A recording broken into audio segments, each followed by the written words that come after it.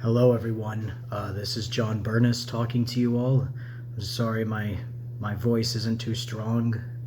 I had a long day today, but I'm just here to give my quick video announcement on being the first, doing the first ever YouTube internet broadcast of a full-length poetry reading by Carl Andre, who is a New York sculptor who also did some of the most unique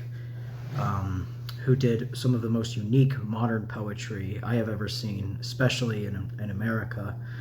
And how I came across his poetry in the first place, I think, is a little bit of a funny story. So I had always been fascinated by the French artist André Cader with his colored bamboo sticks. I don't think they're bamboo sticks, but with his long colored wooden rods, that he would do it into different almost color field, like Mark Rothko type sections.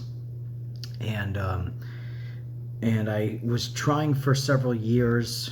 I even wrote a novella about it, which you can't find it anymore because in retrospect, I'm not too proud of it, unfortunately.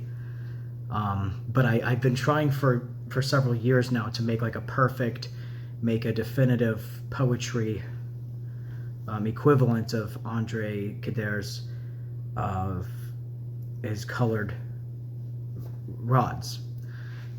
And upon doing my research for my latest attempt at this a few months ago was when I came across Carl Andre's poetry, and especially some of his more experimental, more visually oriented ones. I did find an almost synchronistic, almost coincidental similarity between his Carl Andre's poetry and André Cader's sculptures. I just call them sculptures. And I already put out some high quality audio of him performing his own poetry. And now I will also broadcast to YouTube for the very first time a full-length poetry reading by Carl Andre. And I've already emphasized this in my previous video preface, for lack of a better word, is the reason I think Carl Andre's poetry should be remembered for future generations is because he had the closest glue that I've ever seen in modern poetry that builds this bridge between a visually oriented concrete poetry, which is almost always not supposed to be read aloud, or at the very least is not nearly as powerful as the visual aspect, and sound poetry, or performance poetry, or poetry that is meant to be performed, which is sort of my specialty, what I find myself doing. And I've never seen a closer bridge being built between those two than Carl Andre's poetry. And I sincerely hope you enjoy this poetry reading, or learn anything from it, or have your mind expanded from it, because I know I have. And this has been Jon Bernys, and I sincerely hope you appreciate the reading. As they say in Hawaii, me ka mahalo, which means with gratitude. Me ka mahalo.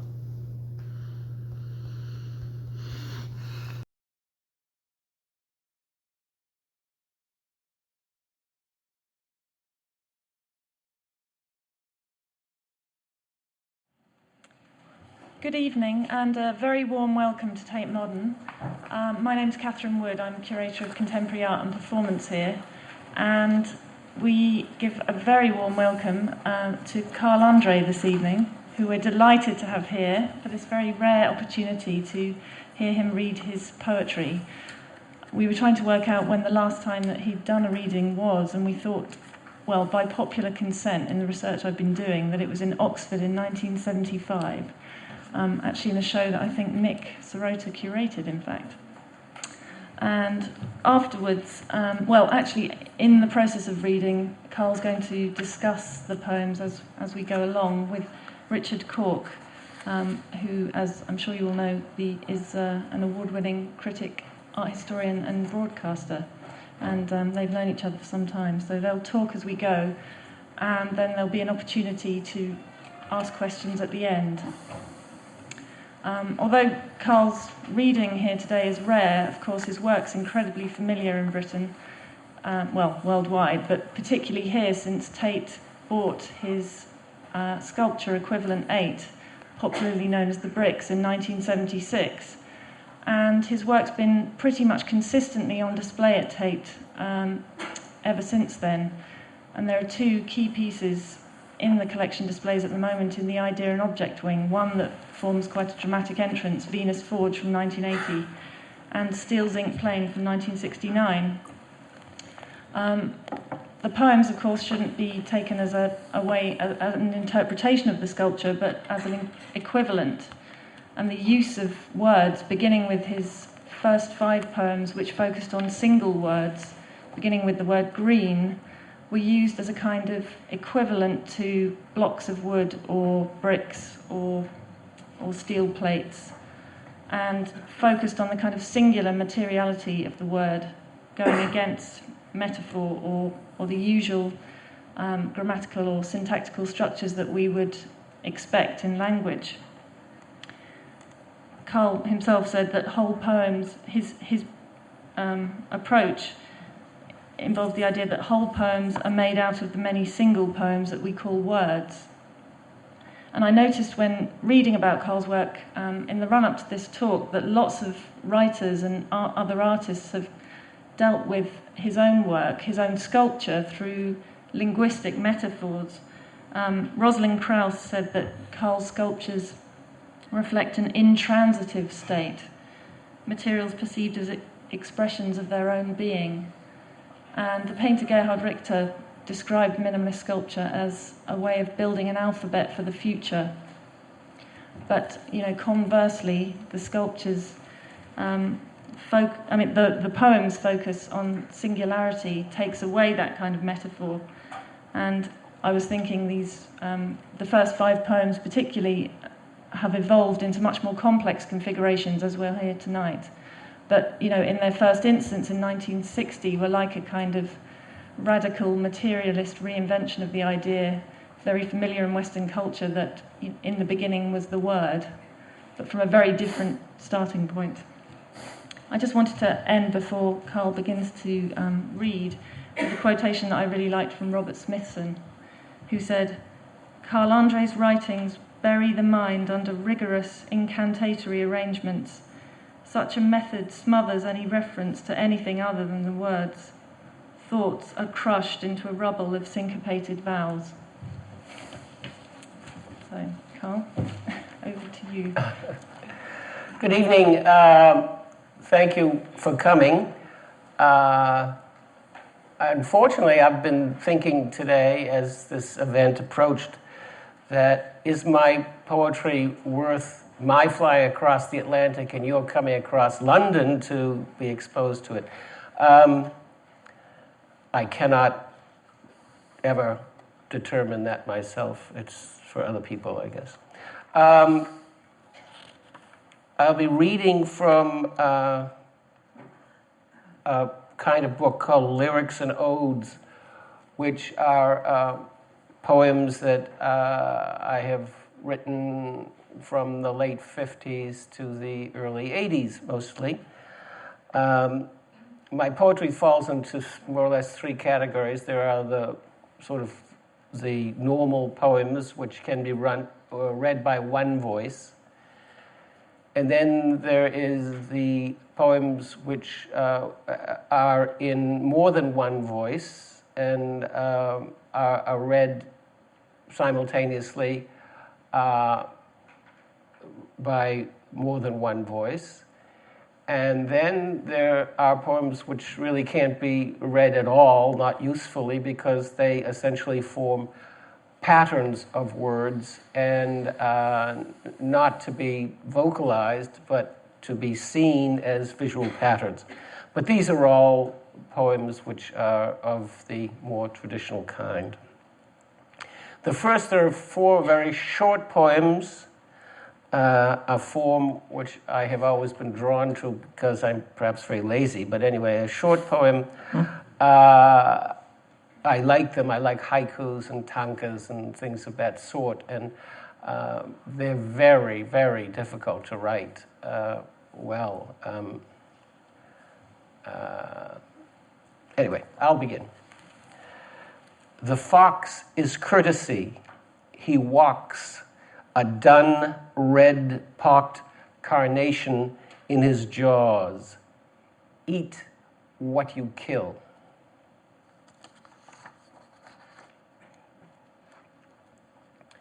A man carrying a saxophone.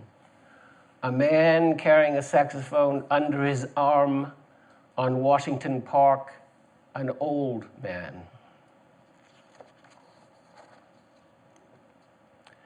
Given Journal Square. Given Journal Square. A flight of stairs, a fat girl, her labor in climbing, an aluminum stick, the sound of 2 voices, a black man, his cataracts. 9th Street stop. 9th Street stop, Hudson Tubes. 4 boys, hard, white, fatless, white cartilage, sniff model glue from paper bags in 9-year fists like white stones. Okay, those are short ones. Carl, maybe I could start by asking you about the origins of those. They were all experiences, recounting actual experiences. They really sound like that. Yeah, they are. Yeah, I mean, they're like you. I was going to say in the big city, but the first one doesn't sound like the big city at all. But The Fox, no, that was from Cape Cod, definitely. yeah, but the other ones, Yeah. They're like you kind of traveling through New York or New York and New Jersey. I worked in the railroad for Yeah. between 1960 and 1965, I think. In New Jersey, and the Hudson Tubes are a underground line that connects New Jersey to Manhattan. And you would have a notebook with you? You would have a pen? Oh, no. These No? are all recollected in tranquility. Oh, okay. Yeah. So there's no notes? No, because these are images that for some reason stuck with me, so the only way I could get rid of them was to, write them down in some way. Yeah. But you were also making art at the same time. You were making sculpture at the same time. That's curious. I probably started writing poetry consciously when I was 8 or 9, because poetry was something normal to my family. My mother wrote poetry, and my father would, when I was a small boy, take me on his lap and read to me Byron, Shelley, and Keats. Really? And Amazing. he'd be sipping a little glass of sherry or port and occasionally giving me a nip to keep my interest up. And so... What about American poets? What about Whitman or something like that? Well, of course, I was aware of them, but in our house, it was more or less the classic romantics, I think. So he wouldn't read American poetry to you? No. No, okay. No. So now the poems get longer. I hope we don't regret that too much. The first one is about the first woman I ever loved, and like all first loves, they're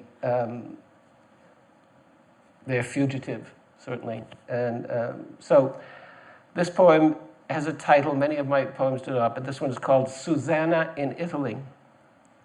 No viola, no guitar, but try the shrill of sopranino. Try the sting of nettle weed that feeds on chalk of Caesars. I have eaten at your heart the white blood of a countless man, and I have licked the enemies of art upon the plains of circumstance. Compass lily, compass rose, upon the slopes of circumstance, I have eaten Ganymede. Now, now, now, let the ages fall in one sum total on psychopompous prow. Let ages and indifference fall a sea foam from your brow. No viola, no guitar, but memory and instrument is tuned to certain vowels in unloud song. Crap, shit, piss, these we have not gathered, flowers all to flies alighting. No viola, no guitar, but one note falls, the pure assigned gentleman pulls down the shades. I also wrote poems about poets and such people that inspired me, and these poems, I think, pretty much, perhaps not this one, but many of them, I stopped depending on the delicacy of my own sentiments and started collaging poems from the texts of these people whom I admired, and using those as sort of quarrying for raw material. Some of these will be like that. I don't think this one is. This one is called Fragment on a Ruin, Hart Crane. Hart Crane is one of the great American avant-garde poets of the 20th century. And he lived a tortured life. He was a homosexual, and that tormented him. And he finally fell in love with a woman for the first time, and for some reason that tormented him too, and he jumped off the back of a freighter crossing the Gulf of Mexico, coming back from Mexico. And Hart Crane wrote some magnificent poetry, and he also attempted to write an American epic poem called The Bridge. And it's not considered to be a success, but I myself, I must say, had the ambition to write an epic poem about America. Of course, I never have done that, but the example of Hart Crane's attempt was there. But this is Fragment on a Ruin, Hart Crane. This he extolled, bold, erect, long laughter, trances, heat, alcohol, trances gotten at the hellish exit. Remembered seamen gone oceanwards, dance and tumble, dance and wheel, no dirges sung, pale Apaches teach children his ecstatic, sensual music. Emblems and signs tell how one uneasy grandeur hired its damnation, records of perils, poisons, enticed dangers, dances on water. Now the heavy exegete keeps neat, essential ledgers, lectures on fancy and symbol. Poets expound no truths. Days and years, totems of wind and name, draw eager readers to his end. Critics, attesting to his exemplary death, read a little lyric and write new formulations, revelations of metrical precision, if tending to omit cock relished under Christ's inspection, fiery, inhuman Zurich. This next poem is called A Song, and it's in a much lighter vein, I suppose, than most of my poetry is, but a song. I dressed my child in money rags and sent him whistling to the struggle, and he took cold about the knees, then I made warm with silver coins, but he was long and warming to the metal, and his cold knees were long and warming to the metal. I dressed my child in money rags and sent him whistling to the struggle, and he took hunger in the belly that I filled up with folding money, but he was little sated by the paper, and his belly was not sated by the paper. I dressed my child in money rags and sent him whistling to the struggle, and he took wounds about the heart that I sewed up with golden threads, but he is slow in healing to the metal, and his still heart is slow in healing to the metal. I was fascinated by certain individuals. One of them was Charles Lindbergh, because he, of the solo flight across the Atlantic, was the first great American media and publicity hero. And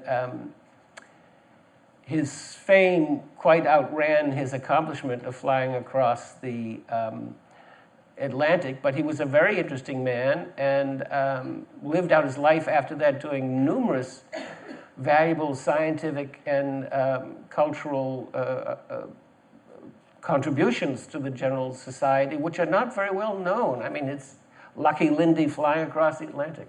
He hated Lucky Lindy, by the way, because he was a very carefully prepared man, and he was not going to fail on that flight. He had covered every... He hated being called Lucky Lindy. But this is Charles Lindbergh. He was clean-cut and straightforward at all times. I found the man in him at an engine speed of 1,300 revolutions per minute.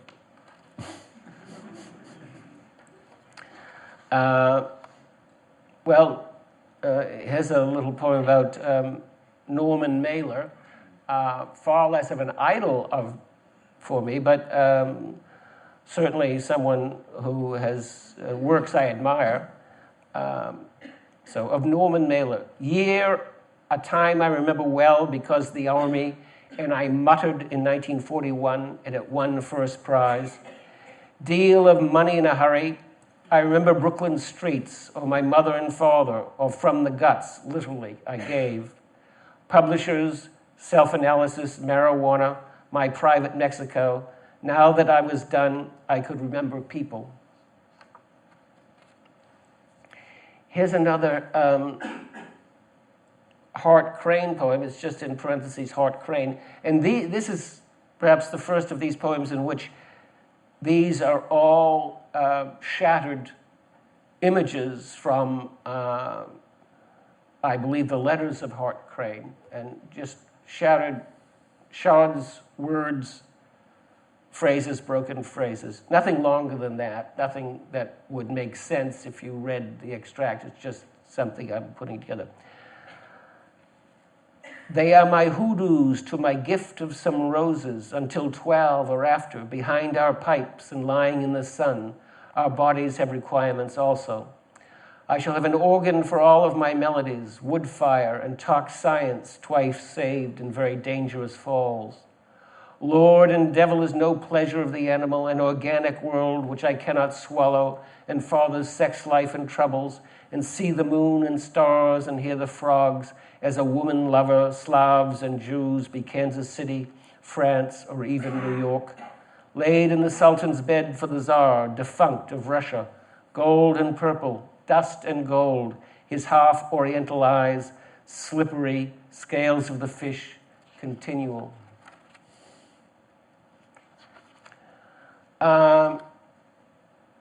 Here's a poem in a very, very utterly different mode and also a different mood. It's called M.M., and some years ago that would be understood to be Marilyn Monroe, but it's Marilyn Monroe. Telephone, overdoses of, come here, I want you, Betty Jean.